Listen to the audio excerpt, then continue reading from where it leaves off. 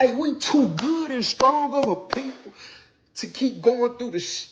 Hey, bro. Hey, I get on here and I say this, bro, because, bro, we unstoppable, man. Man, we the only thing that's in our way, nigga, us. But I love my people, fam. Hey, I don't care, man. Listen, dog. Hey, I do what God put on my heart, man, because, hey, some people gotta hear this, man. Man, we gotta wake up and stand on 10, bro. We gotta stand on 10, man. Stop letting this world manipulate us, dog. Fuck the alcohol, the drug, and everything, bro. I'm saying that I'm talking to myself, cause I know, nigga, when I'm locked down, I know, bro, listen. Man, get that envy and jealousy out your heart, my nigga. And I promise you, you gonna rise, my nigga. You gonna get whatever you want in this life. God will give it to you, man. Don't go out here trying to take nothing, man. Man, them bullies getting blown down, man. Man, nigga, hey, listen, man, work for what you want. Nigga, believe in you first, man. And rise and climb, man. And let's skip off this line shit. Black people make up about a third of the population of the US prisons, yet they only make up like 13 to 15% of the general population in the United States. Why is that? Because I was told growing up that they were dangerous, they were criminals, that I should stay away from them. If you haven't seen me before, I've been talking on this app about how I was born and raised in the Deep South, raised to be a racist, and how I've been breaking that down for the last 15 years. When you hear statistics like that, it's easy to make assumptions, right? Like if Black people are only 13% of the population, but they're like 33% of the prison population, then yeah, they must be criminals. They must be dangerous. But I really had to unravel this. That's one of the reasons I say that I've been breaking my racism down for the last 15 years, because it takes time, right? Like there's so many things that you have to think through. And my first connection with this was when I had to do a research paper in college, circa 2006, in a philosophy class about ethics, and I did mine on capital punishment. And what I found was that Black men were much more likely to be sentenced to death than their white counterparts when they're charged with the same crime. That was shocking to me. It makes me realize is that if our judicial system is so racist that they will put a man to death because he's Black, when his counterpart for the same crimes will only be sent to life in prison because he's white, then what do you think they're doing for misdemeanors? What do you think they're doing for nonviolent felonies? You know, that's one thing to think about when talking about statistics and if Black people are inherently more violent. Another thing you can think about too, the biggest indicator of crime is poverty. If somebody is in poverty, they're much more likely to commit crimes. We have been discriminating and keeping Black people out of better education, better housing, better jobs, better opportunities, ways to pull themselves out of their situation. We've limited their access and opportunities to amass wealth. And so they are more likely to be in poverty, which means they're more likely to commit crimes. But that has nothing to do with the fact that they're Black and their Blackness inherently makes them more predisposed to being criminals. It's because the system that we have built as white people keeps them in poverty, and poverty leads to crime. Something else I think we should consider too is Black neighborhoods are historically over-policed.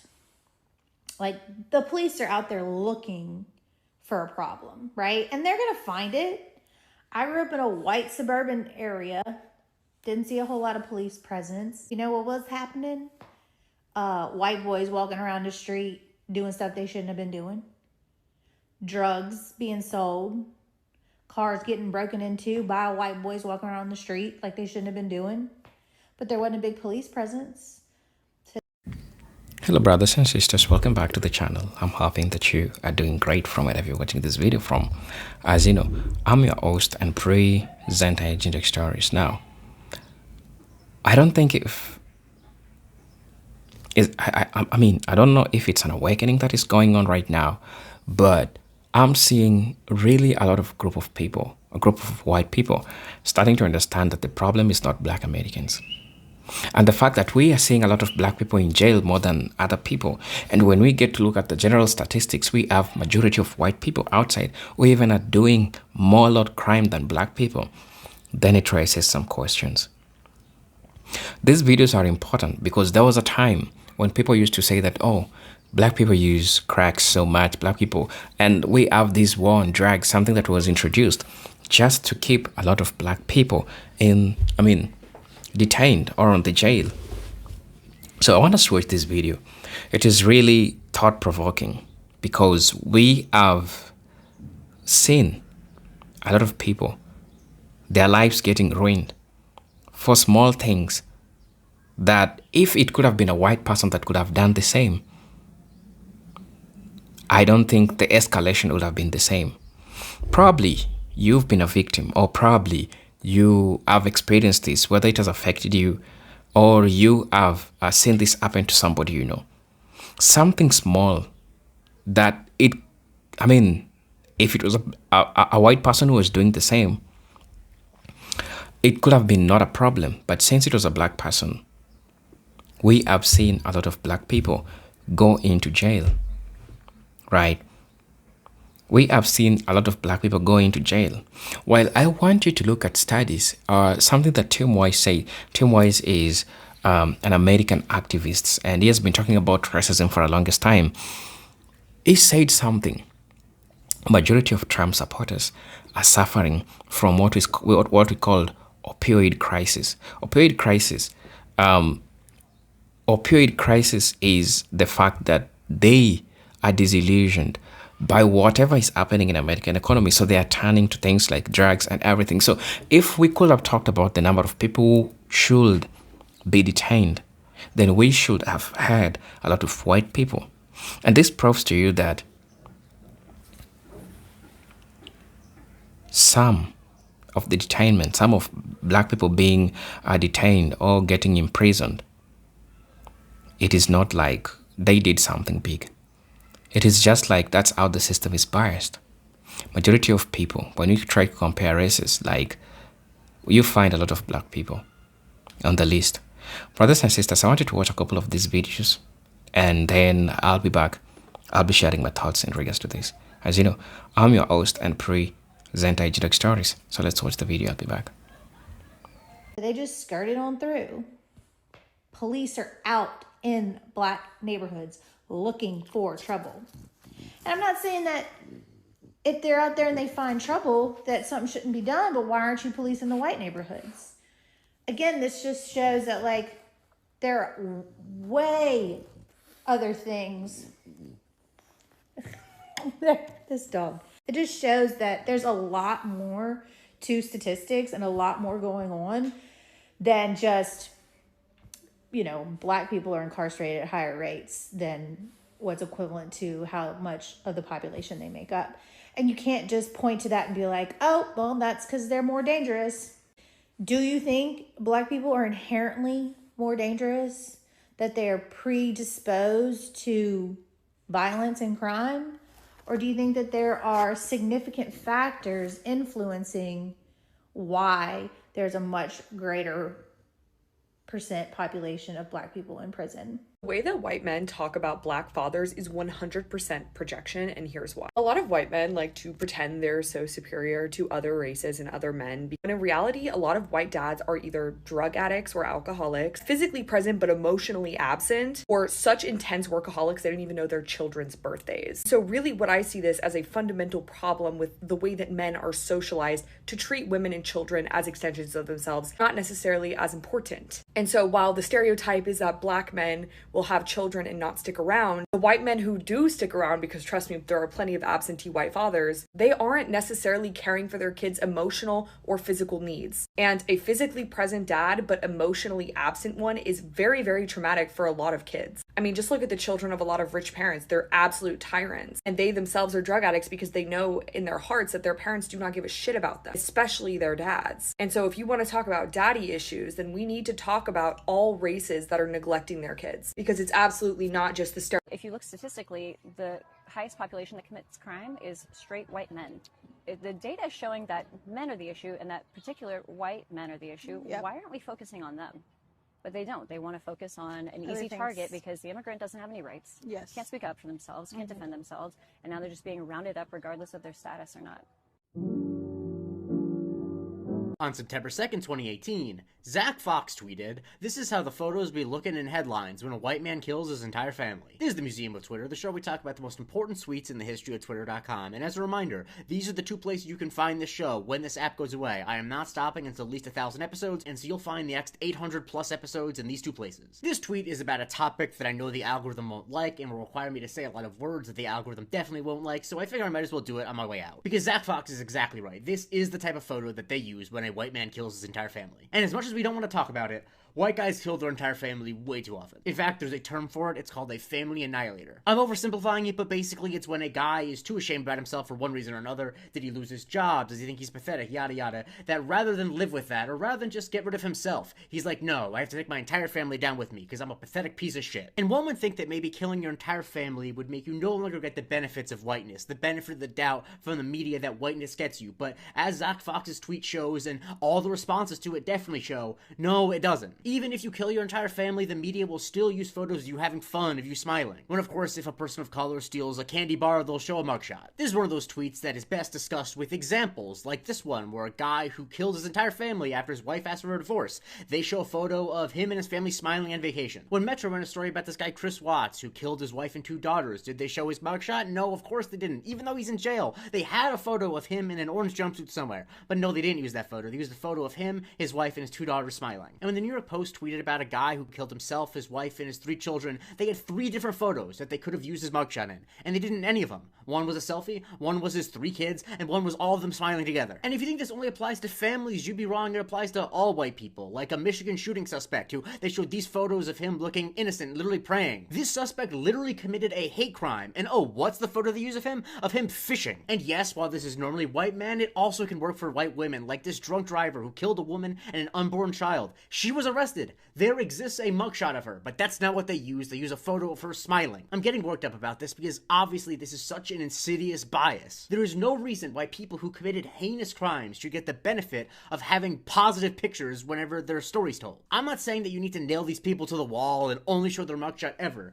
but when you present a photo of a guy who killed his entire family, happy with that family, that just paints a really disturbing picture, and it makes it seem like you're on his side. A guy who does that does not deserve one moment of the world thinking he might have just been a normal father who smiled with his kids. And Zach Fox choosing a photo of someone jet skiing really is accurate. It often is people doing silly stuff. I mean, Jake Burdett literally found an example of someone actually jet skiing. When he Googled Joe Pelzinski, a spree killer who killed his whole family, the first Google image result is Joe jet skiing. It's so on the nose. In case you're wondering, by the way, the photo that Zach Fox uses is not actually of someone who killed their whole family. I reverse image searched it, and I don't know if this is the first time it's ever been used, but I think it is. It's from a site for a place called Snug Harbor. It is a resort on Buckeye Lake in Ohio, and it's a photo of people having fun jet skiing on the lake. So in that case, I do feel kind of bad for this guy who unknowingly is the face for killing your entire family on Twitter. But seriously, if you've never seen this tweet before, I want you to keep it in mind as you go through the world, and I'm positive within the next 5 to 6 months, you will see a headline and photo combination that are exactly this. I really mean it. There's no way this will not happen, and once you know to look for it, you see it everywhere. As far as Twitter observations go, it's one of the most accurate of all time. Here's the reminder of where you can find this show after this app goes away, and honestly, doing this episode, just saying all the words and not using euphemisms and not trying to find ways to talk about things in algorithmic-friendly language really cements my decision to not go to another algorithm-based site, so don't recommend any site that has an algorithm, because I really want to be free of ever thinking about what words the algorithm doesn't like, because this episode was so much more fun and freeing to do than a lot of the other ones I've done. So yeah, these are the two places you'll... When a Latina gets angry, People call it spicy, sexy, esa es una tóxica, right? When a white woman gets angry, oh, poor Sally, oh my gosh, poor her. She's just having such a bad day. Oh my gosh, she must be going through so much. Oh my gosh, poor her.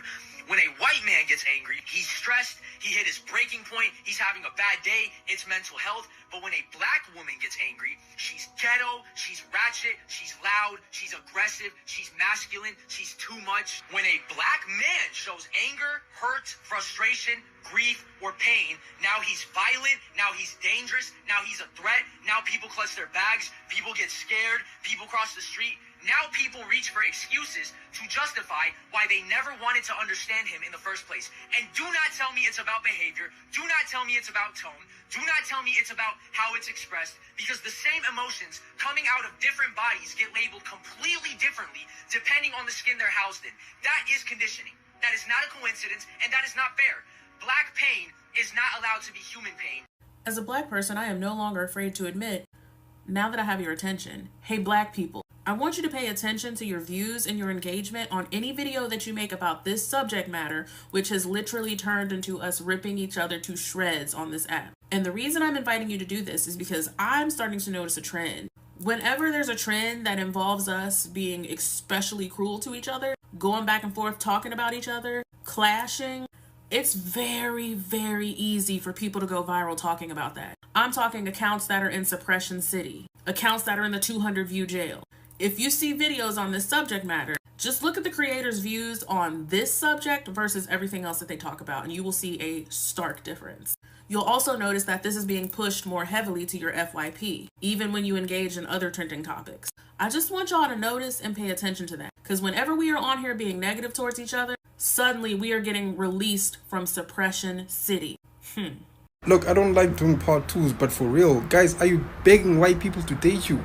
Are you guys begging white people to date you? Look, I'm pro love. I love love. Love is beautiful. Like when it's organic, when it's original, when it's authentic, I love it. I love love. But you guys are begging white people to date you. Like, where's your self-esteem, guy? What do you mean? What do you mean? Do you date black girls? Oh, girl, you are 10. You are literally a beautiful black woman, a queen at 10. What are you doing?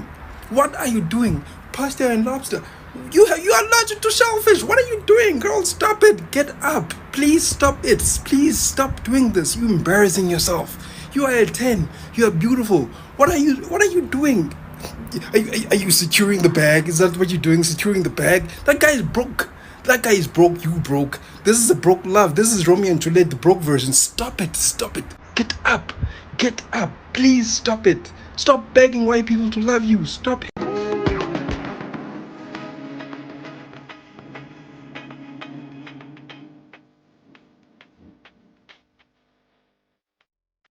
Black men have failed the black community by not being good leaders and not knowing the meaning of brotherhood. I know a lot of people talk about fatherlessness being a problem in the black community, and it really is, because here's the thing.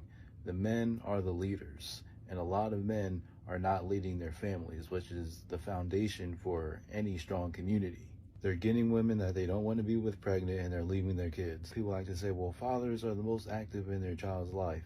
Just being present, like you see your kid on the weekends or stuff, doesn't mean anything if you're not passing down any principles or any morals or just giving them any kind of guidance in life. That's just not something we have anymore. Black men abandoned the leadership role and gave it to single mothers. When the black men don't lead, the women have no one to go to, and the children can't depend on anybody. And they're just going to be raised up dumb and unprotected because nobody's leading them anywhere. Nobody's looking out for them. It starts with the man. And when it comes to brotherhood, this is something that pisses me off about black men. Like, we understand that we are the #1 target by everybody. So why are we not looking out for each other? Y'all definitely look out for each other when it comes to no snitching culture and protecting criminals, but never to just make sure that your brother's good. We're more likely to be victimized by somebody who looks like us than an actual white supremacist. And I know it's just proximity crime, but that's still an issue. We can't just say like, oh, well, it just happens because black men, we just live amongst other black men and it just happens. It doesn't have to be that way. You have more smoke for somebody that steps on your shoes by accident than a racist cop. This is how a lot of y'all think, and I'm supposed to believe there's so many strong black men out there. I know there's some black men out there that think like me, but a lot of us are alone. Like, we don't have like a huge social group at all because there's no black brotherhood. We're at a point in history where black men have the ability to become the most dominant men in this country. But what do we get? A bunch of YNs. The older generation, the black men that are supposed to be our leaders, they're giving all these YNs and all these idiots a whole bunch of excuses because, oh, they're just young and that's what young people do. What? You're supposed to be the leaders that makes it better for the future generation. But when you're seeing madness going on, you're saying, well, that's just how young people are. The elders aren't even getting the community in line at all anymore. They're just going, that's just the way it is. And we wonder why we're in shambles. That's why my respect for black men is so low, because this is where we're at right now. I just want us to be leaders again and have each other's back, but that seems like a fantasy. That used to be the norm. That used to be black culture. But now, just giving up. White people hung my people from trees less than 100 years ago. So in a generation, we're supposed to believe that y'all actively taught your own children that this was wrong. The white women that were screaming behind little black girls to take them little N-words up out of our school and removing their children from schools because little black girls were trying to get an education, they had children. I don't know if you know this. They had children. Those children saw their mothers hate black people so much. Do you think that those children were taught that what they did was wrong? Or did they have children and it keep going? The same people that put little black kids in zoos and made them eat watermelons, they had children. Do you get what I'm saying? The people that took fire hoses and sprayed black bodies because they were protesting and trying to create civil rights, they had children. You know those white people today that say my father and my father's father and we've been firefighters for 4 generations? Let me see your family photos. Do your grandma got postcards in the attic? I need to take a look. Stop pretending like it was so far away. And yeah, you could reference slavery if you want to because it's valid, but less than, I'll say 75 years ago. We talking about one generation. So Papa don't go to Thanksgiving no more? Okay. And the first indicator for me that all this shit was some bullshit, that they got us down here doing a whole bunch of bullshit and that people is full of bullshit, is when my grandma used to send us to vacation Bible school. And they was talking about that a woman came from a man's ribs. And I used to ask my granny, I used to say, they in there talking about men can have babies. I didn't know that was a thing. And she used to tell me to shut the fuck up and don't question the Lord. And she used to make me go get a switch off the tree and she would beat my ass. That's how I knew that all this shit was some bullshit.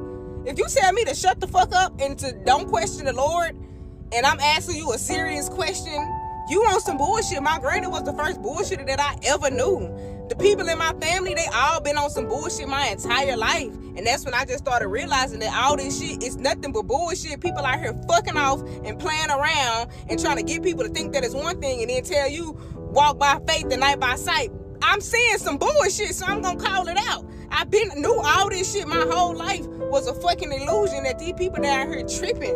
And then they want to make it seem like, oh, you just talk too much. You don't know how to mind your business. You don't know how to shut the fuck up. I don't, because there's some bullshit going on. And you telling me to not lean on my own understanding when I clearly see y'all out here fucking around. So we've just really lost the plot, I think.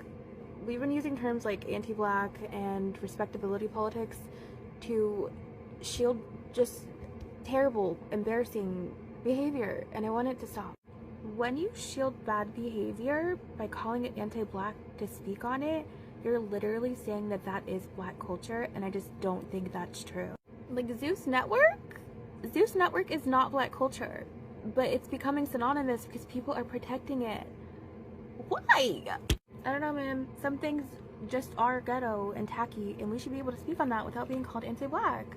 I'm not anti-black because I want better for black people, because I love black people. It's not about the approval of racists. It's not about anything but a better functioning community and like representation, because this does not represent me. Okay, I grew up in the suburbs, and I just remember how important it was to white people to like name things after black people. We would have a classroom pet. Let's name it Daquan. Why? Let's name it Tyreek. Why? What's funny about those names? What's funny about Laquita? Quickly. If you want your ideas to come out the way you imagine them, you have to execute them as soon as possible. And if you are somewhere where you can't execute the idea, write it down on a notebook or a piece of paper so that once you like look at it again, you'll be able to retain that information and be able to execute the idea at a different moment. But if you're somewhere where you can execute that idea, do it right then and there, because that's how it's going to be most accurate to what you have in your brain, because your short-term memory only lasts a certain period of time. And if you aren't able to get your idea started before that short-term memory burst goes away, then you're probably just going to lose it and you're going to be salty. There's so many times where I had great ideas in my mind and I just couldn't write it down. And I tried to think it through, like, you know, until I get home from work or I get home from my friend's house or something like that. I would lose the information. The best way to have your ideas come out as pure as possible is to execute them the second that they come to your brain, because that's how it's going to be the most accurate. I just came on here to say that I'm keeping my child as far away from ghetto shit as possible. I hate everything that come with it. Like, I hate the way that people glamorize the hood, glamorize everything about the ghetto. And it's so stupid to me, because when you know better, you do better. But people in the hood don't seem to understand that that is not a good life to be living. Why do my people promote things like going to jail, stealing, doing things that they know they ain't got no business to doing? Drugs, sex, alcohol, just everything that goes against what, you know, we supposed to really be doing out here in life. That is not the life. Oh, I'm so hood. Oh, this and that. Like, that's not the life. That is really holding our people back. I'm tired of it. If you got ghetto kids, they cannot hang around my child, because no way, Jose. Lord, please free my people from the hood mentality. It is ruining our people. Free us. Free us. Free us.